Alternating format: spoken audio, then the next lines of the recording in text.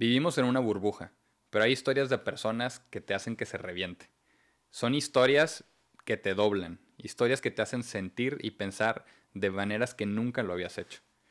Pero muchas veces esas historias son demasiado fuertes y demasiado duras para contarlas. Sabes que si las cuentas vas a ser juzgado o juzgada, te van a mirar feo, incluso puede que se burlen de ti, y eso va a revivir todas esas heridas de tu pasado. Es por esto que he creado este segmento, donde le ofrezco a las personas a permanecer en el anonimato, para que nos cuenten las historias tal cual sucedieron. No está de más decir que el contenido de este segmento tiene material sensible y que se recomienda la discreción. Bienvenidos a Historias Anónimas de Fer Salazar.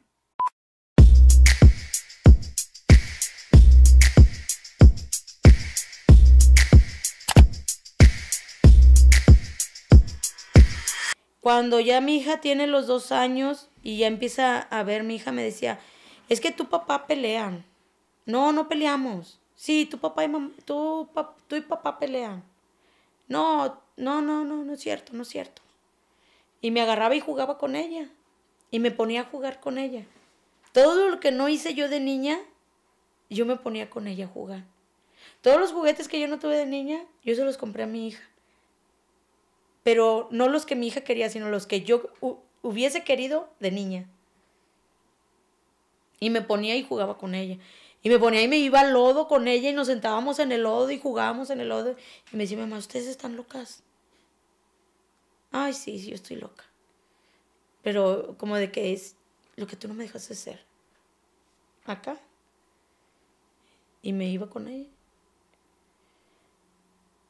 Ya nada más empezaba el fin de semana y era, pues ahora sí que un infierno para mi hija. Yo la encerraba en un cuarto porque era de que va a haber partido y van a venir las gentes y van a decir, y decía, es que yo ya no quiero mi casita así. No, es que tú te tienes que estar ahí. Y ahí la encerraba porque yo la metía a mi hija en una burbujita. La metía a mi hija en una burbujita para que no le pasara nada. Y que no le hicieran daño. Siendo que el mayor daño fuimos nosotros el que se lo hicimos. Porque de ahí todo fue peor. Porque una persona me dijo, ¿por qué tú no sabes qué siente tu esposo porque toma tanto? Y a mí se me quedó aquí. Pues no sé. En casa de mis suegros, mi suegra siempre me decía, tú te tienes que tomar 2 litros de tequila para poder convivir aquí en Navidad o en Año Nuevo. Y yo me los tomaba y yo sentía que no me pasaba nada. Me los tomaba y me quedaba ahí y ya me quedaba sentada y yo le decía, no se va a parar hasta que usted se termine esos 2 litros. Porque apenas lleva uno y ni siquiera se lo ha terminado. Y ahí se quedaba la señora. Y se los tenía que acabar porque yo ya la sentaba. Ya cuando nace mi hija, pues ya no. Me embarazo, pues no tomo. Y todavía tenía a mi hija 2 años y yo no tomaba porque no era lo mío de estar tomando. Mi daño, todo era de aquí, no por el alcohol. Cuando a mí esa persona me dice eso, me recuerdo muy bien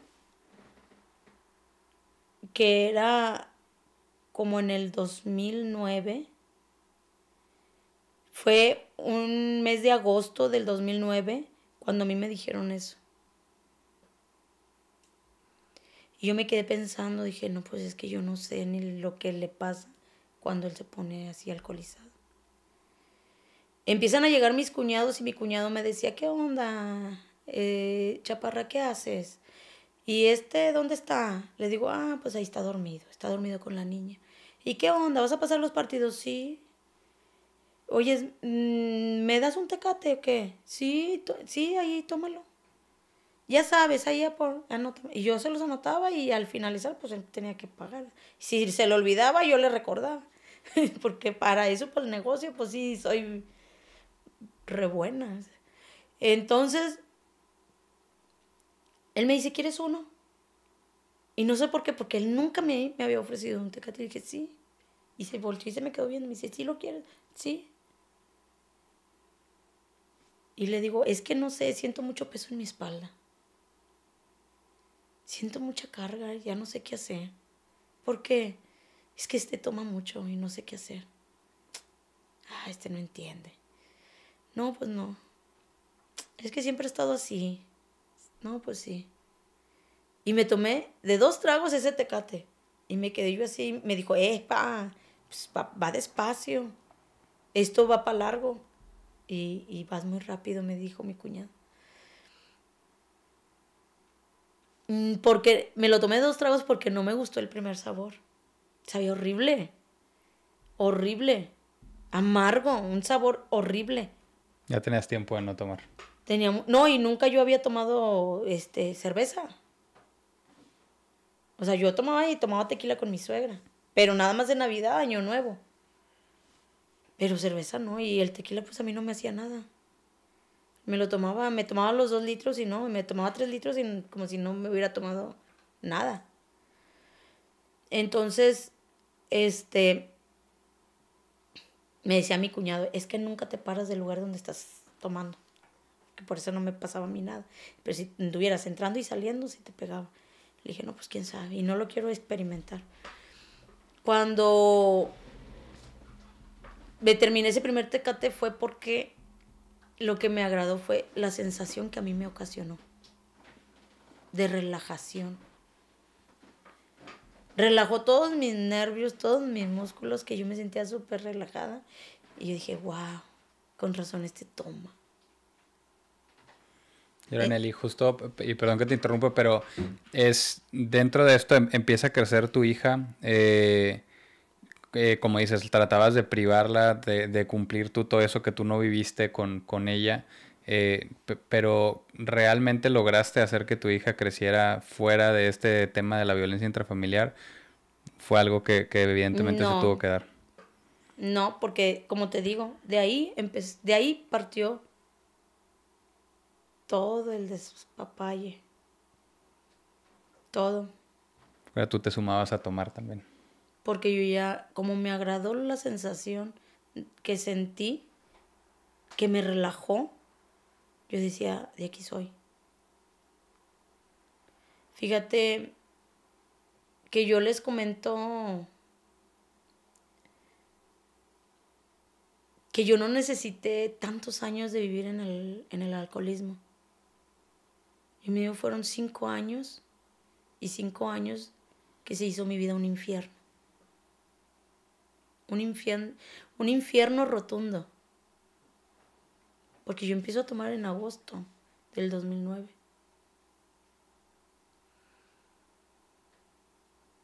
Después era el sábado, porque había partido.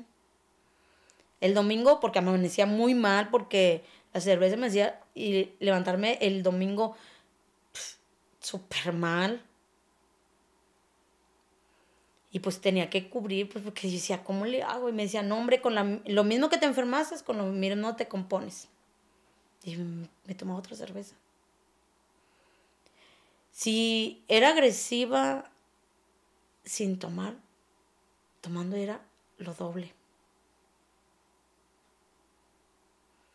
Cualquier cosa que me decía mi esposo.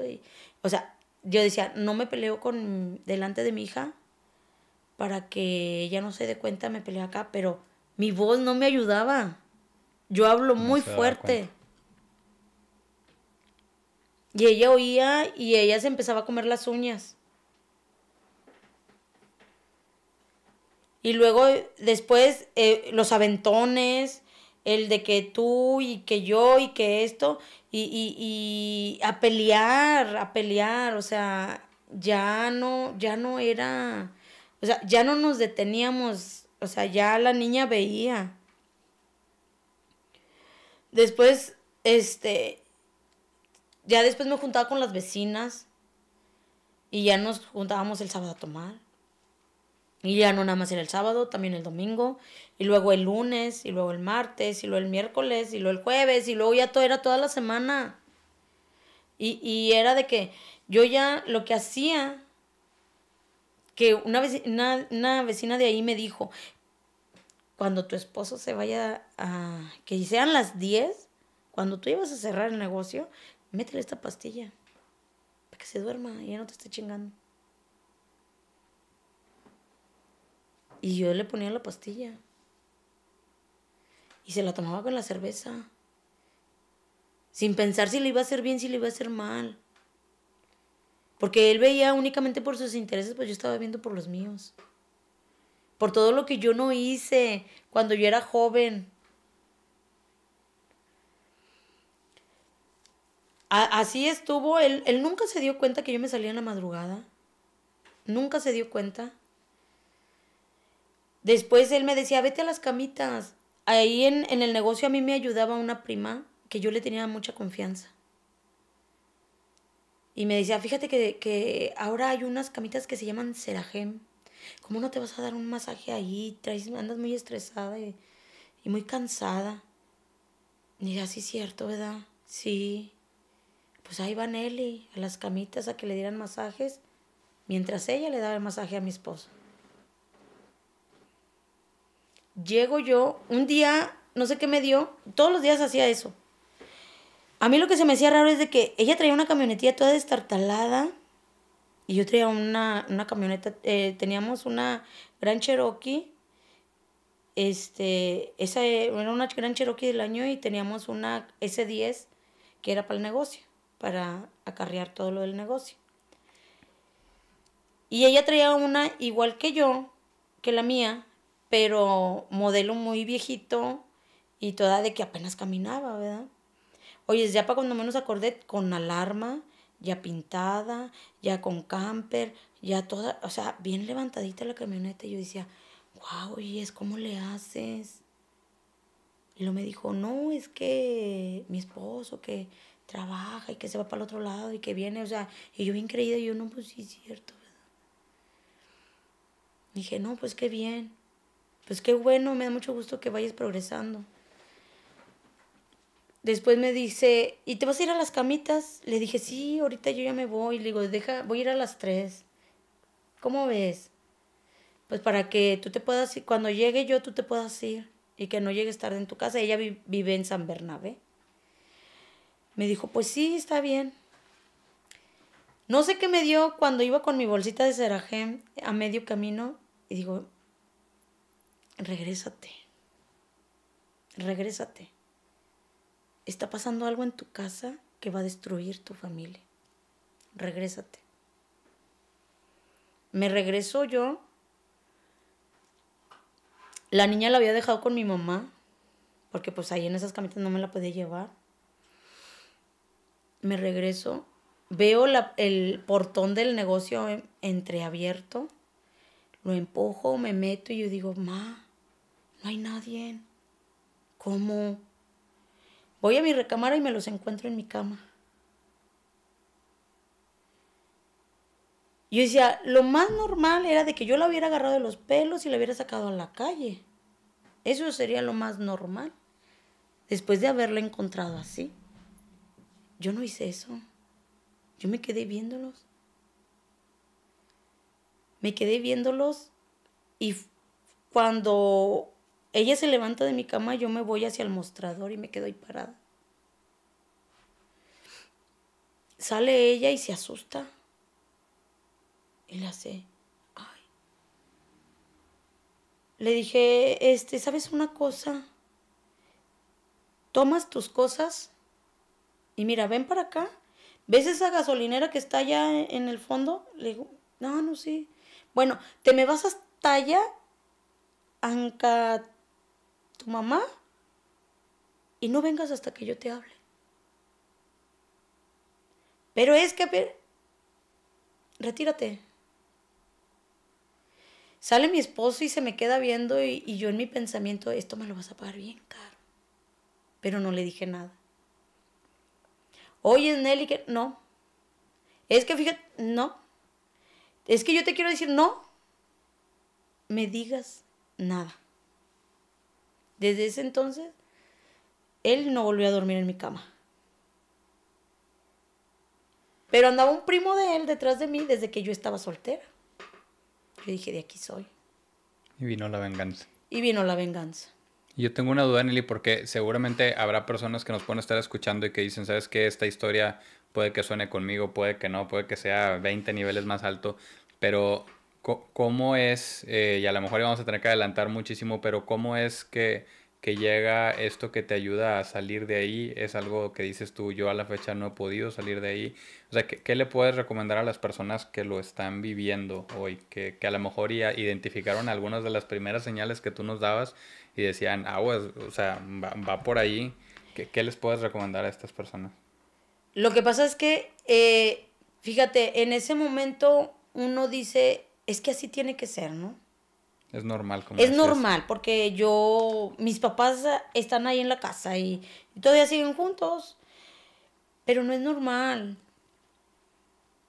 A mí lo que me ayudó muchísimo a salir de todo esto es de que yo encontré un, ahora sí que dicen, un puñado de locos, igual que yo, que pudieron escucharme con mucha tolerancia y pudieron decirme si puedes salir de ahí porque yo ya salí. Ellos, ahora sí que yo sola no pude, porque de ahí va esa parte, de ahí que yo hice esto, de ahí que yo cobré mi venganza, de ahí que todo no dejaba de sentir ese gran vacío adentro de mí. Porque entre más yo decía que me vengaba, más vacío y hueca me sentía. Porque ya no únicamente era yo, sino también mi hija, que estaba viviendo lo mismo. Y que lamentablemente yo pensando que yo la tenía en una burbujita, y no es cierto.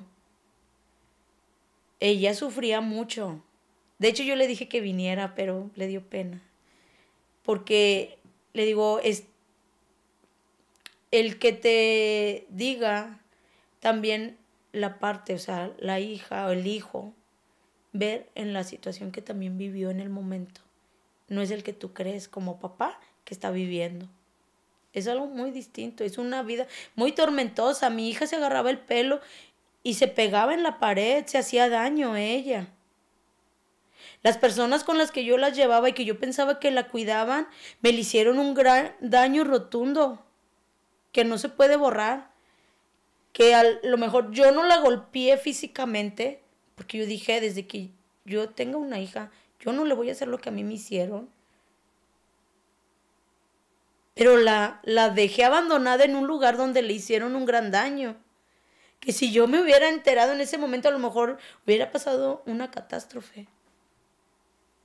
Porque me hubiera ido con todo y sobre todo y con quien fuera. Y sé quién me la dañó, sé quién me le hizo todo eso. Pero pues ahorita pues ya el hubiera no existe. O sea, es de que en el momento en que uno está teniendo esa violencia, en que uno está viviéndola, uno tiene que pedir la ayuda, de donde sea. Yo tuve que ir con unos compañeros, un grupo de autoayuda, unos locos, como te digo, porque así nos llaman. Pero, o sea, bendita locura, porque me ayudó a salir de todo lo que a mí me ocasionó daños y unos daños psicológicos muy grandes. Porque llegó en un momento en que yo me colgué con un alambre del naranjo que estaba fuera de mi casa, pensando que yo estaba sola. Yo decía, hay que terminar con todo esto, ya no tiene sentido. Ya mejor quiero dejar que... Porque ya me habían quitado a mi madre. Mi madre ya me había quitado a mi hija. Por la situación que estábamos viviendo, de a ver quién era más fregón que quién, a ver quién hacía daño más que quién. O sea, ya estábamos en una lucha de a ver quién hacía más daño. Él con Julie y yo con Eduardo y luego él y luego el otro y luego así y así estábamos, a ver quién, o sea, nos estábamos haciendo garras juntos, así, nos estábamos autodestruyendo. Hasta que en la escuela de la niña a mí me dijo la profesora, tienes que buscar ayuda. Rosario ya nos platicó todo lo que, como tú estás viviendo. Y a mí, no, es que no, es que... Y los moretones en los brazos. Y yo aún así, yo lo protegía a él. Y le decía, no, es que no, es que fue un aventoncito, no, es que fíjate cómo vienes.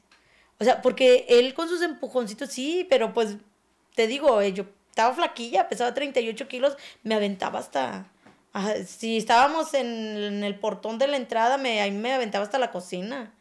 O sea, con cualquier empujoncillo y yo toda me moretoneaba donde fuera porque ya también no me alimentaba bien. Porque todo se iba a empezar a mermar. O sea, tanto no únicamente estás sufriendo el lado emocional, de pareja, de familia. O sea, todo eso empieza a deteriorarse y empieza a deteriorarse lo económico también. O sea, todo arrastra. Todo se viene abajo. Todo se viene abajo. El negocio se terminó. Así como me caían los billetes en la cara, yo decía, ah, qué rico huele el dinero. Después decía, no tengo ni para darle de comer a mi hija. A mí la niña me le iba a quitar el DIF. Porque ya no nada más eran los pleitos adentro, sino afuera. Y la niña en medio. Me peleé con la vecina de al lado. Porque le dijo tonto, no sé cómo le dijo a mi esposo. Y yo decía, para decirle nomás yo. O sea, yo como si fuera una gran gracia. Me agarré con ella a golpes. O sea, al último terminé desnuda porque ella me quitó toda la ropa para que yo ya no la siguiera golpeando y yo como quiera seguía. Y luego ya, no nada más la golpeé a ella, golpeé a su esposo, golpeé a su papá y a mi esposo. O sea, yo ya no sabía ni qué.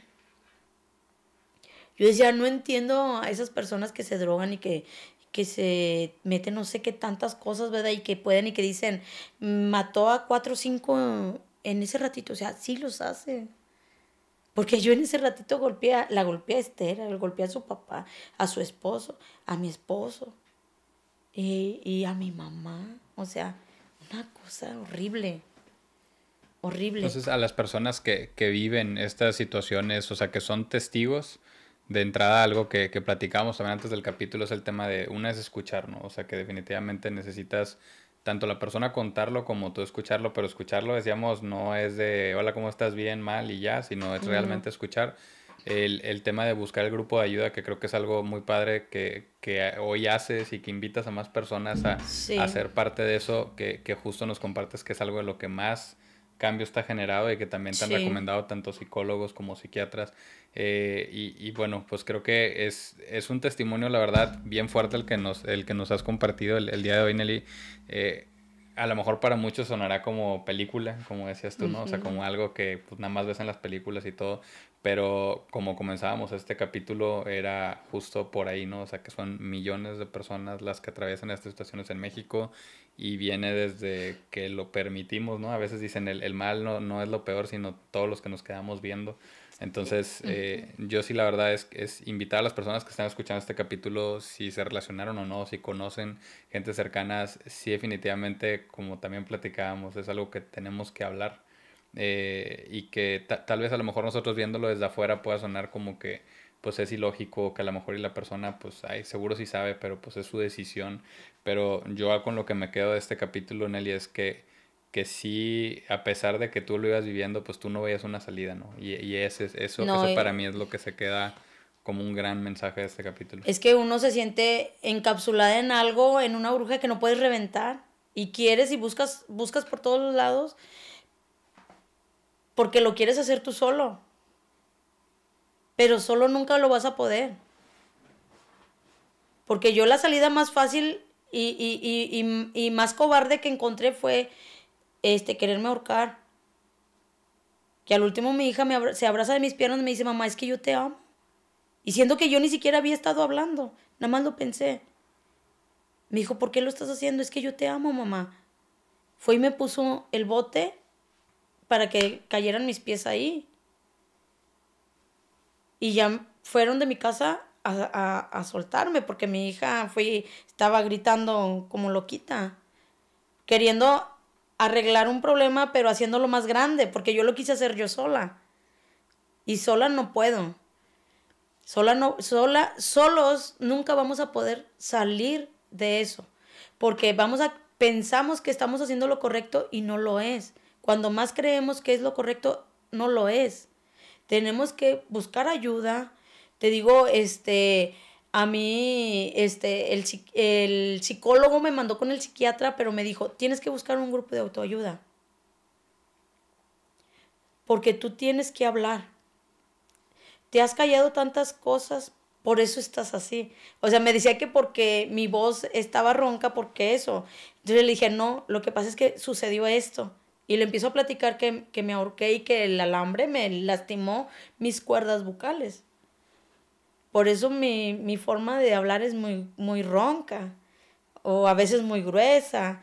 O a veces no tengo ni voz, a veces no hablo, a veces no, o sea, algo, le digo yo, pues es que el alcohol y todo lo que yo tomaba pastillas para dormir, para despertar, para ser feliz, para ser infeliz, para todos. Un grupo de autoayuda te escucha y te da una sugerencia a seguir. Únicamente sugerencia, ya depende de ti si tú la quieres llevar o no. Pero a mí,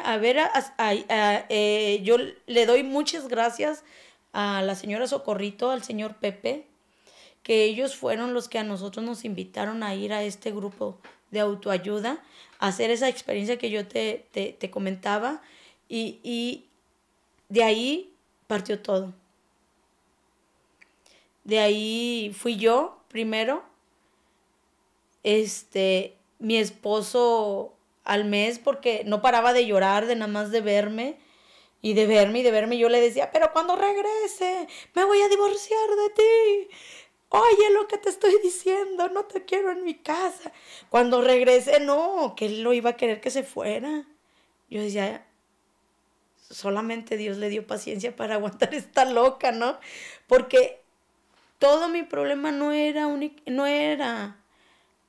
el haber tomado alcohol, el haber tomado las pastillas que me daban, o que yo ya después me hice adicta a ellas, sino era todo lo emocional que ella traía de atrás. Todo lo que yo ya había visto con mis padres. Todo eso, o sea, a un alcohólico y a un drogadicto lo último que es lo último que se le ve a una persona enferma emocional. La persona enferma emocional termina al último con el alcohol y las drogas. Porque no encuentran la forma de salir de su ansiedad, de lo que le genera esa emoción. Y una emoción mal encausada pues termina como yo lo que hice, queriendo terminar erróneamente con mi vida. Dices, es que todo esto yo me lo voy a llevar a la tumba. Te decía, o sea, créelo que sí te va a llevar a la tumba si no lo hablas. Porque si lo que no hablas y lo que te callas, pues lo habla tu cuerpo. ¿Y cómo lo habla? Con enfermedades. Mi compañera, pues ella muy bien lo sabe de esto. Hay que hablarlo. Sino el hígado, la bilis, la artritis, todo, la colitis, la gastritis, pues todo eso son por emociones encontradas y calladas. Y no sacarlas a la luz. O sea, lógico que no lo vas a platicar a cualquier persona. Tiene que ser alguien que te escuche, ¿no? Oír, todos podemos oír. Escuchar, muy pocos aprendemos a escuchar. Así comprender, eso es otra cosa. Y como te vuelvo a decir, en este grupo de autoayuda yo encontré esas personas que pudieron escucharme y darme esa guía, ¿no? Pero tuve que yo darme el permiso a que me escucharan, darme yo el permiso a cambiar, esa forma de vivir tan errónea que tenía. Entonces, a tenerme que enseñar a saber vivir. Porque muchos nada más vivimos por vivir. Pocos disfrutamos el vivir. Entonces, es únicamente darme ese permiso. Que fíjate, después de 15 años y que mi vida empezó como que ahora sí a mantenerse, nació mi hija, la más chica, que según me habían dicho que era un tumor. Y luego me dijeron que eran gemelos. Y al último pues nació nada más la pequeña Mérida. Ahorita mi hija tiene 6 años. Camina, corre y habla hasta por los codos. Y nos exige, o sea, y es a lo que voy. Yo ahorita digo, no regreso atrás. Atrás nada más me acuerdo para poder ayudar a alguien más. Si no, no lo traigo al presente. Porque, digo, ella tiene que tener ese derecho a vivir con felicidad y vivir una niñez plena. Te felicito, Nelly, también por seguirlo intentando, ¿no? Porque hay personas que pueden perder la esperanza y decir, pues así es, y otra vez es lo normal. Pero No. tú, a pesar de las idas, de las vueltas, de que, como dices, estuviste a punto de tú quererte ir, hoy creo que tienes estas dos grandes bendiciones, que estoy seguro que son tu Sí, motor. cómo no. Y te quiero agradecer bastante por acompañarnos en este capítulo y a todas las personas que lo escucharon también. Creo que es un despertar para muchas personas que a lo mejor les reventó algunas burbujas a un mundo que normalmente no ven o que pues precisamente por lo que decimos que no se habla, no lo escuchan. Y bueno, pues nos vemos en el siguiente capítulo. No, pues muchas gracias a ustedes y esperando a que las personas que me hayan escuchado les sirva de mucho, de experiencia, y déjenme decirles que sí se puede salir adelante, sí se puede salir. Yo ya salí de ese infierno y yo les aseguro que ustedes también pueden salir de ese infierno porque yo ya lo salí y estoy hoy aquí viviendo solamente el día de hoy, solo por hoy. Muchas gracias.